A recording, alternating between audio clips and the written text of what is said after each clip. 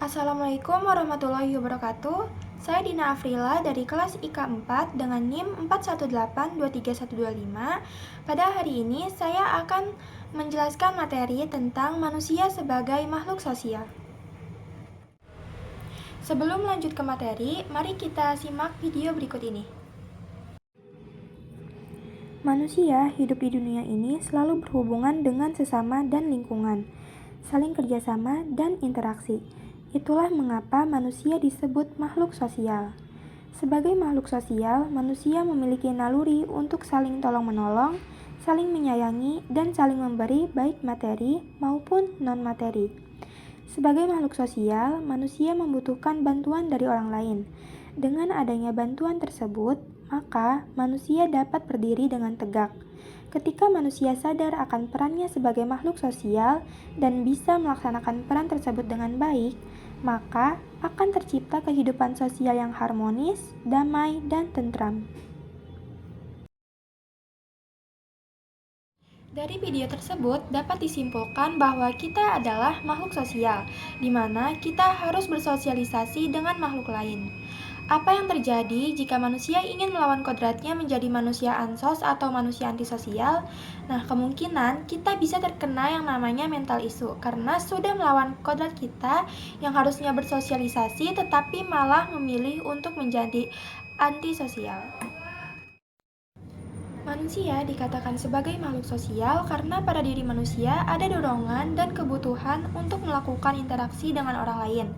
Manusia juga tidak akan bisa hidup sebagai manusia kalau tidak hidup di tengah-tengah manusia tanpa adanya bantuan manusia lain. Fungsi-fungsi sosial yang diciptakan oleh manusia ditujukan untuk saling berkolaborasi dengan sesama fungsi sosial manusia lainnya. Dengan kata lain, manusia menjadi sangat bermartabat apabila bermanfaat bagi manusia lainnya. Fungsi-fungsi sosial manusia lahir dari kebutuhan akan fungsi tersebut oleh orang lain. Dengan demikian, produktivitas fungsional dikendalikan oleh berbagai macam kebutuhan manusia. Setiap manusia memiliki kebutuhan masing-masing secara individual maupun kelompok. Untuk memenuhi kebutuhan-kebutuhan tersebut, maka perlu adanya perilaku selaras yang dapat diadaptasi oleh masing-masing manusia. Penyelarasan kebutuhan dan penyesuaian kebutuhan individu, kelompok, dan kebutuhan sosial satu dan lainnya menjadi konsentrasi utama pemikiran manusia dalam masyarakatnya yang beradab. Sosiologi berpendapat bahwa tindakan awal dalam penyelarasan fungsi-fungsi sosial dan berbagai kebutuhan manusia diawali oleh dengan melakukan interaksi sosial atau tindakan komunikasi satu dengan yang lainnya. Aktivitas interaksi sosial dan tindakan komunikasi itu dilakukan baik secara verbal, non-verbal maupun simbolis. Kebutuhan adanya sebuah sinergi fungsional dan akselerasi positif dalam melakukan pemenuhan kebutuhan manusia satu dengan lainnya ini, kemudian melahirkan kebutuhan tentang adanya norma-norma dan nilai-nilai sosial yang mampu mengatur tindakan manusia dalam memenuhi berbagai kebutuhannya, sehingga tercipta keseimbangan sosial antara hak dan kewajiban dalam pemenuhan kebutuhan manusia. Terutama juga kondisi keseimbangan itu akan menciptakan tatanan sosial dalam proses kehidupan masyarakat saat ini dan di waktu yang akan datang. Dalam sosiologi komunikasi, konsep ini menjadi dasar untuk memahami bagaimana manusia berinteraksi, berkomunikasi, dan membentuk hubungan dengan sesama. Nah, yang pertama ada identitas sosial. Maksudnya adalah manusia membentuk identitas mereka melalui interaksi dengan orang lain. Identitas sosial mencakup peran, status, dan kelompok sosial yang kita ikuti. Komunikasi memainkan peran penting dalam membentuk identitas ini. Misalnya ketika kita berbicara dengan keluarga, kita mengonfirmasi peran sebagai anak, saudara, atau orang tua. Yang kedua, ada norma dan nilai. Komunikasi membantu memperkuat norma dan nilai-nilai sosial. Norma adalah aturan-aturan yang mengatur perilaku kita dalam masyarakat.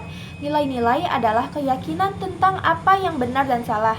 Melalui komunikasi, kita memahami norma dan nilai-nilai ini dan mengikuti mereka.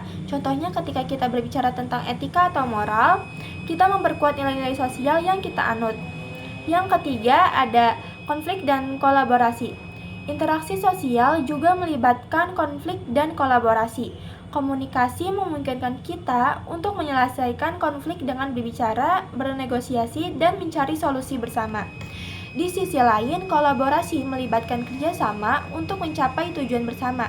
Misalnya, dalam tim kerja, komunikasi yang efektif memastikan kolaborasi yang baik.